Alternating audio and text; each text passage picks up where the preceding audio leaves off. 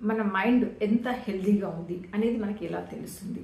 ఇప్పుడు మనకి ఏదైనా ఒక ఫిజికల్ ప్రాబ్లం వస్తే మనం ఇమీడియట్గా డాక్టర్ దగ్గరికి వెళ్ళి దాన్ని రెక్టిఫై చేయించుకుంటాం. అదే మనకు ఒక సైకలాజికల్గా మనకు మెంటల్గా ఏదైనా ఒక ఇష్యూ వచ్చినప్పుడు మనము దాని గురించి పెద్దగా పట్టించుకోం, నెగ్లెక్ట్ చేస్తాము, డినై కూడా చేస్తాం.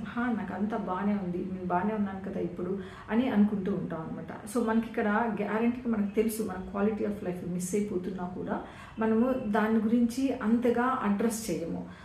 ఇవి కొన్ని రీజన్స్. ఒకటి ఏంటంటే మనకి ఇది ఒకటి సోషల్ స్టిగ్మా ఒకటి ఉంటుంది అనమాట. అదేంటి అంటే అందరూ ఏమనుకుంటారో అన్న ఒక ఫియర్ కూడా మనలో ఉండటం వల్ల కూడా దాన్ని ఇమీడియట్గా మనము బయటికి చెప్పుకోలేకపోవడము.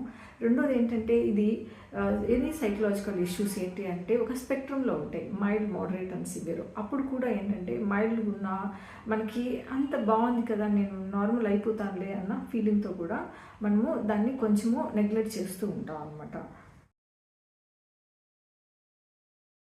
మనకు అసలు ఒక ప్రాబ్లం ఉంది అనేది మనకి ఎలా మనం దాన్ని ఐడెంటిఫై చేయగలుగుతాము అంటే, మొదటగా మనం ఏ పని అయితే చేస్తున్నామో అది మనకి కావలసినట్టు మనం చేస్తున్నామా, లేకపోతే మైండ్ నిన్ను డ్రైవ్ చేస్తూ ఉందా? ఫర్ ఎగ్జాంపుల్, నాకు ఒక ఆలోచనలు వస్తున్నాయి, నాకు నిద్ర డిస్టర్బ్ అయిపోతుంది, కానీ నేను ఆలోచనలు పక్కన పెట్టి రోజు ప్రాపర్గా నిద్రపోగలుగుతున్నానా లేదా అనేది ఒక పాయింట్. ఇంకొకటి ఏంటి అంటే మనము ఒక రోజులో ఎక్సర్సైజ్ చేయాలి, కానీ మైండ్ దాన్ని ప్రోక్రాస్టినేట్ చేస్తూ ఉంది. సో ఎంతకాలం అలా చేస్తూ ఉంది అంటే మైండ్ నిన్ను డ్రైవ్ చేస్తుందా అనేది ఒకటి. రెండోది మనం గమనించాలన్నమాట. అదేవిధంగా మనము ఏ విషయాన్నైనా కూడా ఎలా తీసుకుంటున్నాం, మన పర్సెప్షన్ ఏంటి, ప్రతి విషయం పట్ల మనం నెగిటివ్గా రియాక్ట్ అవుతున్నామా, మన రిఫ్లెక్షన్స్ అనేవి ఎలా ఉంటున్నాయి, మనకి అవతల వాళ్ళతో రిలేషన్షిప్ ఏంటి, ఇవన్నీ కూడా ఇట్ మ్యాటర్స్ ఆఫ్ మన మెంటల్ హెల్త్ మీద డిపెండెంట్. అదేవిధంగా థర్డ్ పాయింట్ ఏంటి అంటే మనం ఒక కొత్త ఎన్విరాన్మెంట్లోకి వెళ్ళినప్పుడు, లేకపోతే ఒక కొత్త దాన్ని యాక్సెప్ట్ చేయాల్సి వచ్చినప్పుడు మనం ఎంత బాగా దానికి అడాప్ట్ అవ్వగలుగుతున్నామో, ఈ రిజిడ్ మెంటాలిటీ నుంచి కాకుండా మనము ఆ కొత్త దాంట్లో మనం ఎంత ఫాస్ట్గా అలవాటు అయ్యి దాన్ని అడాప్ట్ చేసుకోగలుగుతున్నామో అనేది కూడా మన మెంటల్ స్టేట్ నుంచి తెలియజేస్తుంటుంది అన్నమాట.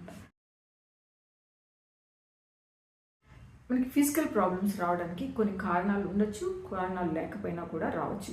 కానీ సైకలాజికల్ ప్రాబ్లమ్స్ అనేది గ్యారంటీగా ఏదో ఒక ప్రాబ్లంకి మన పాస్ట్లో అడ్రస్ అవ్వటం వల్లే వస్తాయి. అది మనం చిన్నప్పుడు ఎక్స్పీరియన్సెస్, లేకపోతే సిచ్యువేషన్సా, లేకపోతే ఎన్విరాన్మెంటా, లేకపోతే టీనేజ్ ఏజ్లో బుల్లింగ్ లాంటివి ఏమైనా ఎక్స్పీరియన్స్ అయ్యామా, సో ఇవన్నీ కారణాలు అయి ఉంటాయి అన్నమాట. మనకి ప్రాబ్లం ఏం జరుగుతుంది అనేది మనం ఈజీగా ఐడెంటిఫై చేయొచ్చు. ఒకవేళ మనం ఈజీగా ఐడెంటిఫై చేయలేకపోతే take a pen and paper and right it down. నా ఆలోచనలు ఏమొస్తున్నాయి, నన్ను ఎలా బాదర్ చేస్తున్నాయి, సో ఎప్పటి నుంచి ఇది వస్తుంది, నా డే టు డే లైఫ్లో ఎలా ఇంపాక్ట్ అవుతున్నాను నేను అనేది. కానీ మనం ఒకసారి మన రిట్రాస్పెక్టివ్ చేసుకుంటే, మనకు కొంత పాస్ట్ అంతా చెక్ చేసుకుంటే మనకు చాలా వరకు అర్థమవుతుంది అనమాట. So at the same time దీనికి రూట్ కాజ్ అనేది కూడా ఎక్కడి నుంచి మనం దీన్ని డెవలప్ చేసుకున్నామో అనేది ఒకసారి జస్ట్ రెట్రోస్పెక్టివ్ అంటే go to the past and just think ఎక్కడ దీన్ని మనం పికప్ చేసుకునే అవకాశం ఉంటుంది అనేది అర్థం చేసుకుంటే ఈజీగా మనము అక్కడి నుంచి రెక్టిఫై చేసుకుంటూ రావచ్చు.